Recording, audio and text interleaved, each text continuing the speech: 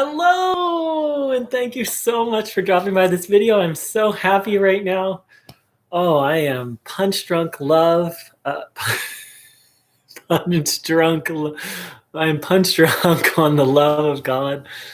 Just had a beautiful prayer session with someone, and wow, and this friend of mine on their Facebook page, they have a beautiful, beautiful scripture verse. The joy of the Lord is my strength.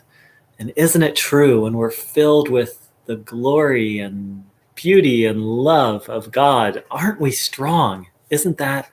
And what a fun form of strength, too.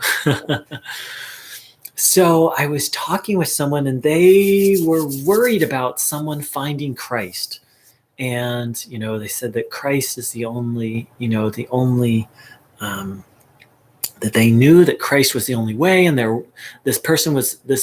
person they're worried about had another spiritual path which they respected, but was concerned about them finding Christ. And was so moved and feel inspired to share a little on this topic. So the thing is we're all recovering from a really big lie. We've all been, the Christian world, and really the whole world, has been taught this lie that you have to accept and find and confess Christ before this body dies. And if you don't, you're doomed to hell forever. It's a horror story. And the thing is that my conviction, my understanding of the gospel, the good news, is that everyone and everything will be redeemed. In fact, I've been hanging out with some really cool Christians who believe that it's already been redeemed. They call it the completed work. And however you approach universal reconciliation, as it's said in the Bible, the final reconciliation of all things, however you think about it, whether it's already done, I tend to lean towards the inevitability, that it's inevitable, like the final chapter of the book is written. How we get there, that's where free will comes in. That's how I look at it. But we don't have free will. The ending's already written. That's how I think of it. But however you think about universal reconciliation, that God being all in all, we can let go of this horror story of people having to accept Christ in this life before they die.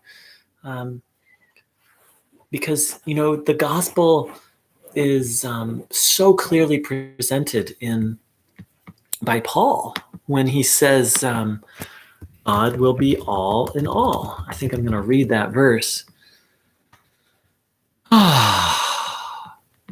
For God has put everything under his, and by his in context it means Christ. This is 1 Corinthians 15:28. For God has put everything under his, again his meaning Christ's feet. Now when it says that everything has been put under him, Christ,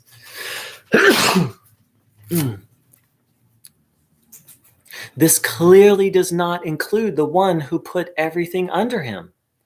And when all things have been subjected to him, then the Son himself will be made subject to him who put all things under him, so that God will be all in all.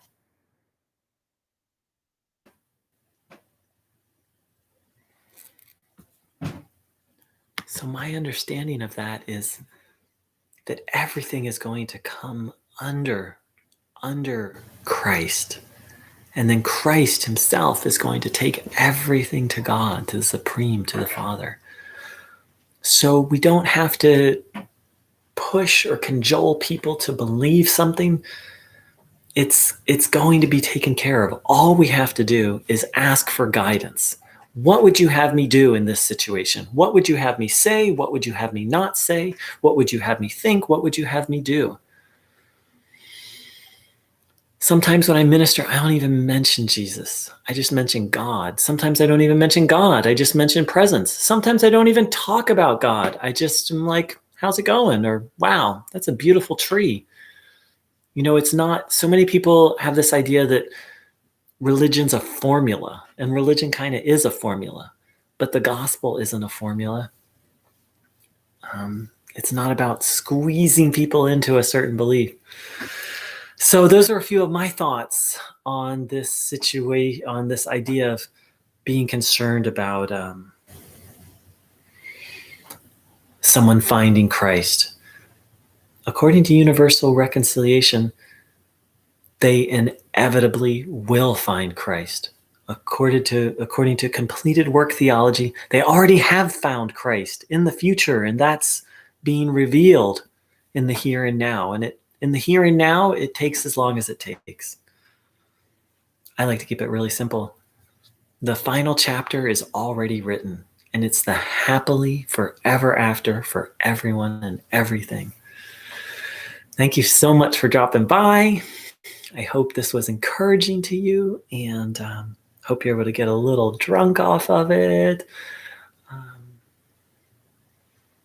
And let's just sit for a moment with the idea that God will be all in all. Let's meditate on that.